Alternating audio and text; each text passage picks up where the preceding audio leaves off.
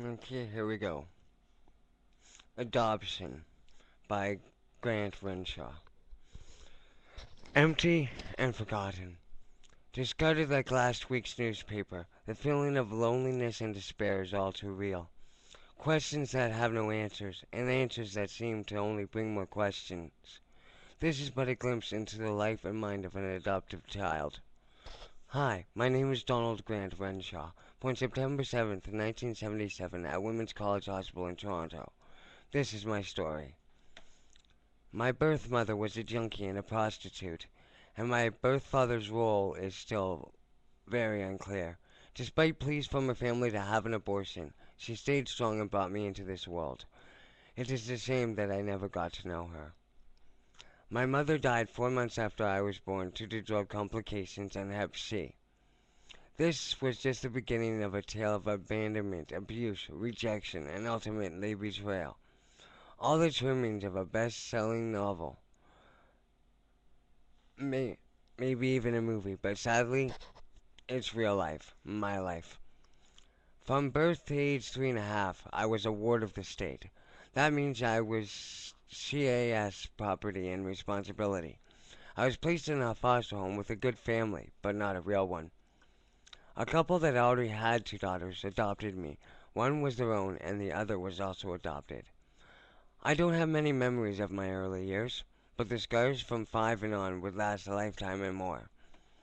When one is told that you will be just like your mother on a regular basis, with all the sordid details of her lifestyle included, one comes to a feeling of worthlessness, hopelessness, and even anger.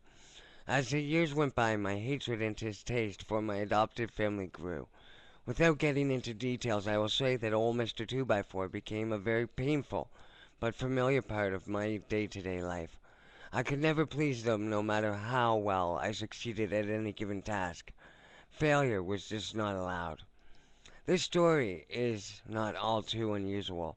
There are many documented cases of abuse within adoptive families, but that is not the issue I wish to address. Many adoptive children, including myself, feel unwanted, out of place, and completely alone. Our sense of family and cultural history is stripped from us without explanation or heed to our need to belong. Our rights and legal recourse for allegations or cases of abuse are void or unrecognized. We are told that we are lucky and to count our blessings. But what blessing is there to be a lone sheep in a pack of wolves? In comparison, the foster care system has procedures for reports of abuse.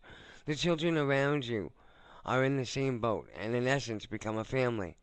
Abuse does exist in the foster care system, but is more readily dealt with and recognized than that of a child who has been adopted.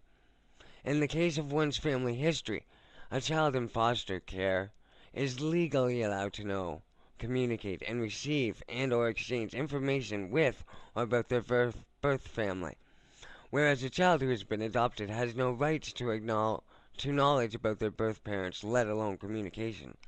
However, if an adopted person wishes to know or find out about their birth parents, they must wait until they are 18 and then pay a fee, fill out an application, just to receive non-identifying information.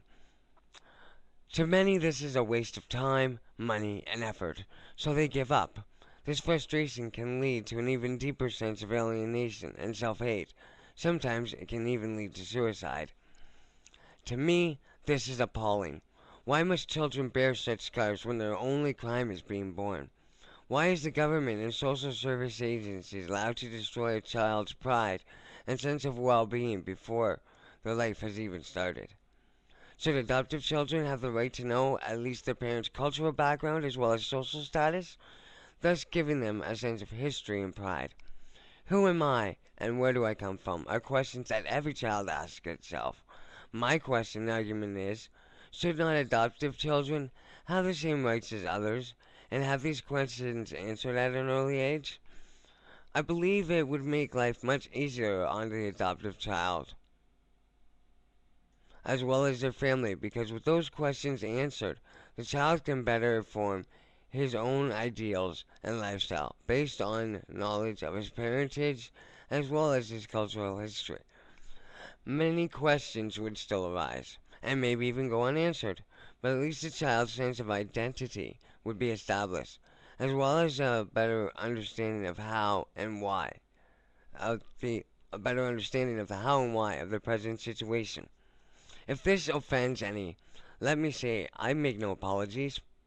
I speak from the heart as well as from experience. I have tried to stay as objective as possible.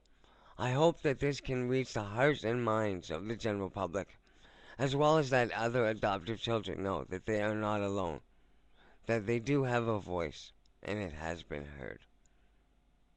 Thank you for listening. Once again, my name is Grant Renshaw, and this was written in 2001. I was the $400 runner-up in Young People's Press 2001 Inspirations Contest. And if you liked it, please leave a comment and let me know. Um, I, if anyone has any questions, please leave questions as well, and I will answer as truthfully and honestly as I can. Thank you very much. God bless you for listening, and have yourself a great day or night. Bye bye.